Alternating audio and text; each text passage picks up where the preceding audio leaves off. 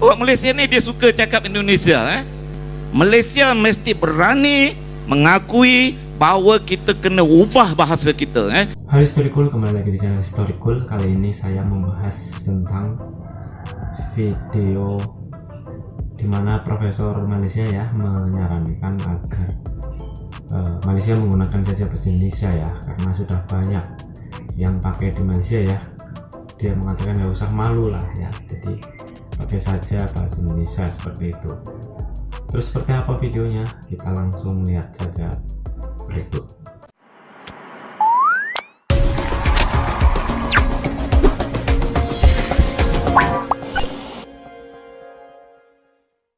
Orang Malaysia ni dia suka cakap Indonesia. Malaysia mesti berani mengakui bahawa kita kena ubah bahasa kita.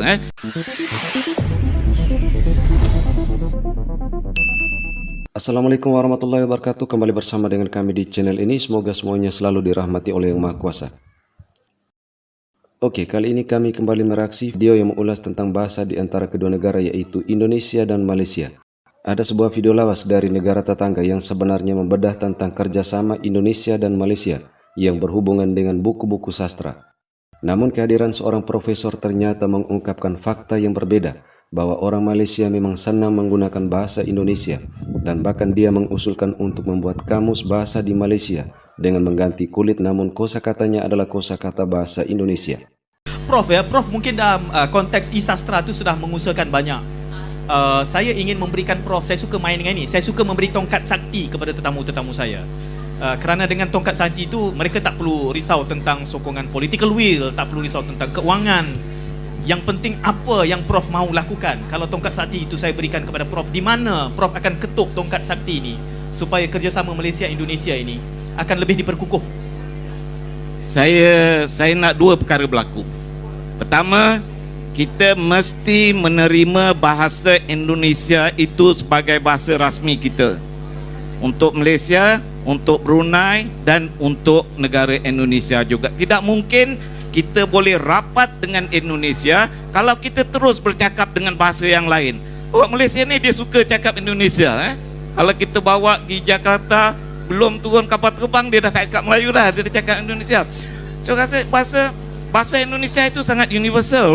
Jadi kita boleh terima. Sedangkan di Indonesia pun bahasa Indonesia itu sesuatu yang formal. Kalau saya pergi Yogyakarta, mereka tak cakap sesama mereka bahasa Indonesia, mereka cakap Jawa kan. Tapi bahasa Indonesia itu kita kena terima. Malaysia mesti berani mengakui bahawa kita kena ubah bahasa kita.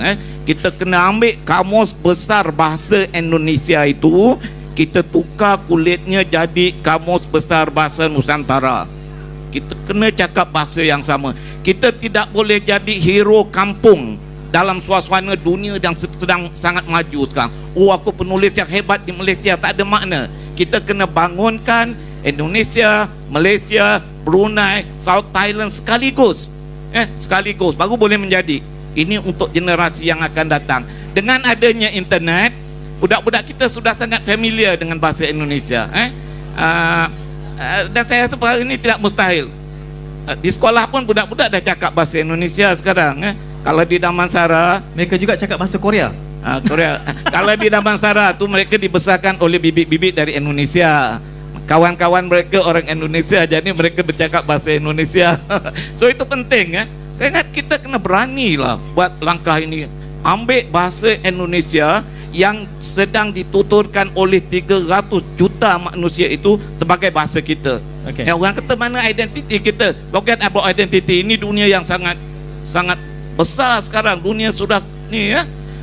Itu yang pertama, kita kena ubah bahasa kita. Yang kedua, kena ada banyak interaksi fizikal antara Malaysia dengan Indonesia. Kerajaan mesti bagi ITBM 100 juta setahun untuk menyokong kegiatan kita nak pergi Indonesia. Ini kita tak ada duit, duit kita sendiri. Kalau bagi jemaah akhir 100 juta setahun, something will happen. Kita boleh pergi ke Indonesia, orang Indonesia boleh datang kemari. Itu cara kedua untuk melaksanakan integrasi yang bagus ini. Terima kasih. Okey, dua. Saya kalau saya ada soalan susulan yang banyak di situ, tapi dia akan membawa kepada polemik yang saya perlu 1 jam lagi. Tapi kawan-kawan wartawan ni dah geleng-geleng kepala banyak ni. Sila. Saya bila soalan tu timbul, saya tengok wartawan je, saya tahu. Silakan Hafizah. Assalamualaikum. Saya tidak begitu bersetuju dengan. Tak perlu begitu, tak bersetuju je sebut. Tidak bersetuju. Sebab saya melihat ada kepentingan di situ. Maksudnya tadi Prof bercakap ada satu syarikat yang di Indonesia untuk menterjemah buku. Jadi saranan tadi nampak begitu sedikit berkepentingan lah dan tidak nasionalis ya. Di mana kepentingannya? Sekarang saya ada masalah sebab saya kena terjemahkan buku kan. Kalau saya tidak melihat kami sebagai orang komersial lah di Indonesia pun kita buat e-sastra management enterprise bukan syarikat kami tahu. Itu milik kawan-kawan kami di Indonesia. Kita buat di Malaysia, mereka buat di Indonesia. Bukan saya punya syarikat itu Cuma kami sister company. Misalnya ini buku dari buku puisi orang Patani ni. Saya yang uruskan, kawan saya di Indonesia terbitkan. Macam ni lah kita nak kerjasama. Ini kita pergi Patani, orang Patani tak boleh baca sebab mereka belajar bahasa Melayu dengan Jawi. Mereka tak boleh baca ini. So kita ambil satu bahasa yang common. Kalau tak, kita tak akan pergi jauh. Kita akan statik seperti ini. Kemudian pada pihak lain ada juga beberapa video yang mengungkapkan hal yang sama terkait makin trennya bahasa Indonesia di negara jiran. Kecenderungan yang saya kira tidak sihat lah akhir-akhir ini ialah para pemimpin kita suka sangat mengambil istilah-istilah daripada Indonesia. Okey, sekarang ni saya tak faham. Memang salah kita nak pakai bahasa Indonesia. Oh, kalau macam tu tak. Kenapa orang Malaysia suka ngomong bahasa Indonesia? Pertama, bahasa Indonesia tu mudah untuk dipahami dan gampang itu berinteraksi dengan orang lain tuh gampang. Misalnya kita keluar negara juga, turis kita tuh bakalan ngomong bahasa Indonesia, nggak ngomong bahasa Melayu itu. Dan kedua, aku terpengaruh dengan sinetron, jadi aku bisa ngomong bahasa Indonesia karena sinetron. Dan kenapa aku suka ngomong bahasa Indonesia? Karena ketularan sama sinetron itu. Bagaimanakah TikTok boleh menjadi medium penyebaran bahasa Indonesia dalam kalangan masyarakat kita? Mohon penjelasan. Terima kasih atas soalan yang sungguh bernas, Saudari Nisa. Tapi sebelum saya menerangkan bagaimana TikTok ini boleh menjadi medium penyebaran bahasa, izinkan saya untuk terangkan serba sedikit tentang apa itu penyebaran bahasa.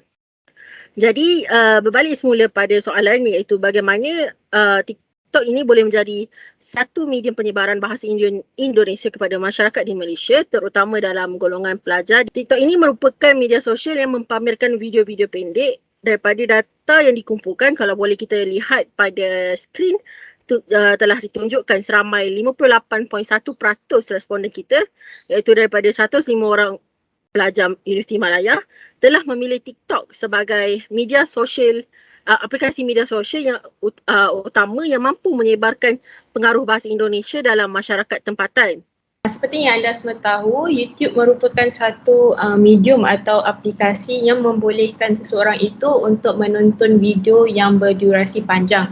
Dan selalunya video-video yang berdurasi panjang ini adalah dalam bentuk filem ataupun drama-drama yang berseries. Jadi kalau kita lihat masyarakat di Malaysia, terutama sekali pelajar Universiti Malaya, selalunya dalam YouTube ni mereka akan menonton sinetron yang biasanya episodnya lebih kurang 100 episod. Selain itu, melalui YouTube juga, mereka juga boleh mendengar kompilasi lagu Indonesia yang popular. Oleh itu, pada pendapat saya, itulah merupakan satu alasan yang mana pendedahan yang lama atau panjang itu menyebabkan tersebarnya bahasa Indonesia. Okey, baik. Terima kasih kepada saudara Nisa. Jadi pada pandangan saya, muzik atau lagu dapat menjadi faktor kepada penyebaran bahasa Indonesia dalam kalangan pelajar Universiti Malaya kerana kebanyakan lagu Indonesia ini menggunakan bait-bait lirik yang dihasilkan secara jujur dan tulus daripada hati kemudian terus disampaikan melalui sesebuah lagu. Secara umumnya, golongan influencer ini adalah golongan yang berpengaruh dan mampu untuk menyebarkan pengaruh bahasa mereka dalam kalangan pelajar di Universiti Malaya. Apa sahaja yang dilakukan oleh golongan influencer ini akan diikut-ikut dan pelajar juga akan terikut-ikut dengan apa sahaja yang mereka lakukan. Hal ini termasuklah dari aspek bahasa. Golongan pelajar, terutama pelajar Universiti Malaya, senang terikut dengan aspek bahasa yang dituturkan oleh influencer ini. Benda-benda tular atau trend baru di media sosial sering bermula dari Indonesia. Seperti yang kita tahu, drama Indonesia ini memang daripada dulu lagi telah banyak disiarkan di siaran TV di Malaysia. Malah sejak beberapa tahun yang lepas, Astro sendiri telah menyediakan satu saluran khas untuk rancangan televisyen dari Indonesia saja. Jadi kalau sesiapa yang meminati drama Indonesia, mereka boleh membeli saluran tersebut untuk menonton drama-drama khas daripada Indonesia. Kita ni dibesarkan dengan drama dan sinetron daripada negara jiran. Mungkin bukan semua, tapi saya pasti ramai yang menonton drama-drama Indonesia sewaktu mereka kecil. Nah, terlepas dari hal tersebut, ekspansi bahasa Indonesia ke negara jiran dapat dikatakan ada peran penting dari media sosial, filem ataupun sinetron dan juga melalui lagu-lagu dari Indonesia.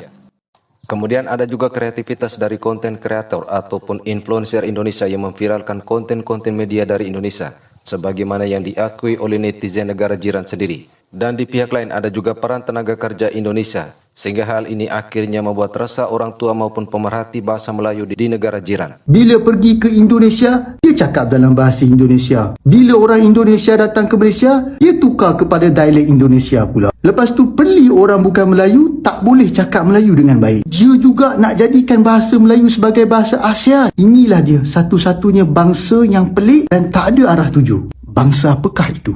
Ya, sudah bukan rahasia lagi bahwa perkembangan bahasa Indonesia di negara jiran sangat masif. Selain kehadiran para pekerja migran Indonesia di Malaysia yang secara tidak sadar juga mengajarkan bahasa Indonesia. Faktor lainnya juga adalah perkembangan teknologi informasi yang ikut mempengaruhi mindset sebagian warga negara Malaysia untuk menggunakan kosakata-kosakata bahasa Indonesia. Dan bahkan dialek serta logatnya juga mengikuti dialek Indonesia. Ya, itulah tadi beberapa video yang mengungkapkan fakta tentang perkembangan bahasa Indonesia di negara jiran dan secara tidak sadar menjadi tren di kalangan orang-orang muda Malaysia. Oke, terima kasih atas waktunya menonton video ini. Wassalamualaikum warahmatullahi wabarakatuh. Ya, seperti itu videonya teman-teman. Silahkan tinggalkan komentar seperti apa pendapatnya ya. Terima kasih sudah menonton. Bye-bye.